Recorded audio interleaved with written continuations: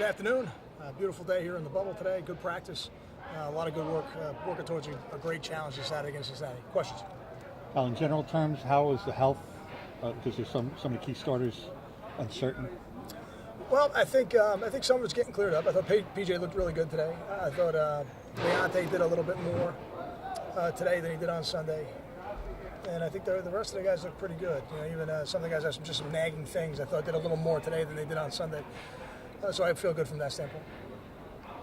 With the defensive line guys trying out new spots, how are guys like Maluski and Max doing in multiple roles? Maluski's done it all year. It's not new for him, but it is a luxury for us to have a guy like him who can really play up and down the line. We do have a couple guys playing some different spots. I think Max is getting better at playing that inside position, the three technique position.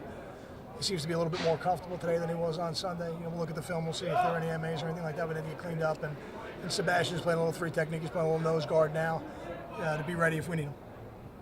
You have complete faith in Dallas. He hasn't played a lot, but he's played, I think, 6 games, started 1, and if he has to start. I do. I think, again, you have an older guy on your team, and I said this to the team today. I think you get to this point in the season, your depth is always going to be challenged, and you really have to lean on the players who've been in your program. And Dallas has been in our program for 3 years now. He's a senior, but he's played a lot of football over the years, and he's played enough for us that I feel very confident. What kind of progress have you seen from him since the first time he had to fill in earlier this year? With Dallas? I think he's getting better every week. I think it's nothing. You know, with offensive linemen, I don't know if there's no production chart really for the offensive line. So I think what you want those guys to do is just come out every day and work hard and get in sync with the other guys around them and make sure that as a unit, you know, they function smoothly. And that's what I'm probably most pleased with.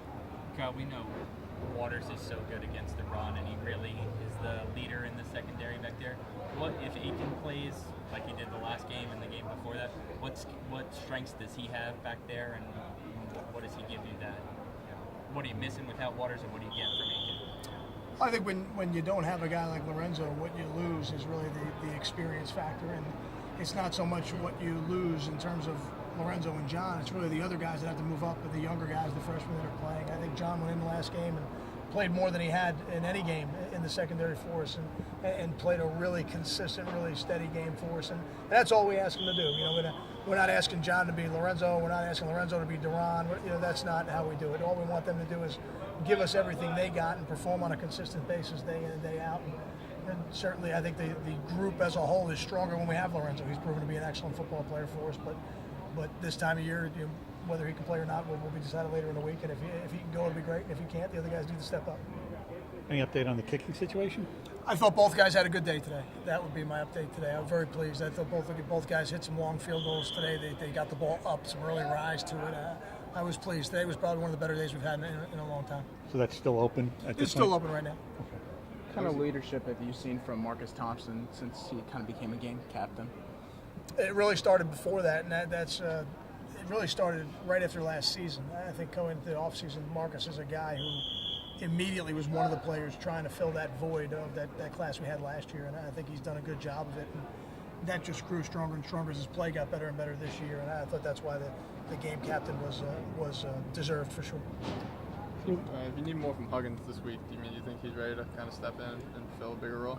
I do. Yeah, anytime we've ever asked Savon to carry the football, he's been ready for us, and you know, those roles again will be defined more clearly as we get into the end of the week. But I have no doubt that he'll be ready. You had any previous interaction with Tommy Tuberville? I have not. I've never met him. I've Okay. never met him, and I've never been on a staff that coached against one of his staffs. Okay. Is there anything to that, facing a complete stranger? Because usually you know a little something in the league, especially about guys you're facing. Sure. I think we always, at this point, the nice thing is we've got a pretty good body of work to look at the flow of the games that they've played in, and so you try to look at the close games they've been in. What's their strategy at the end of the half? What's their strategy at the end of the game? You know, if they need a play to win the game on offense, how do they feel? What do you think they're going to do? If they need a play to win the game on defense, do you think you'll get coverage? Do you think you'll get blitz? Those are the things you try to look at, because that's really ultimately what defines, I think, the personality of the head coach. He said yes. Tommy Tuberville said yesterday on the coaches call that you guys probably are the most similar to them of any team they faced. When he looks at you guys, he sees a little bit of Cincinnati. Do you see yourselves in Cincinnati?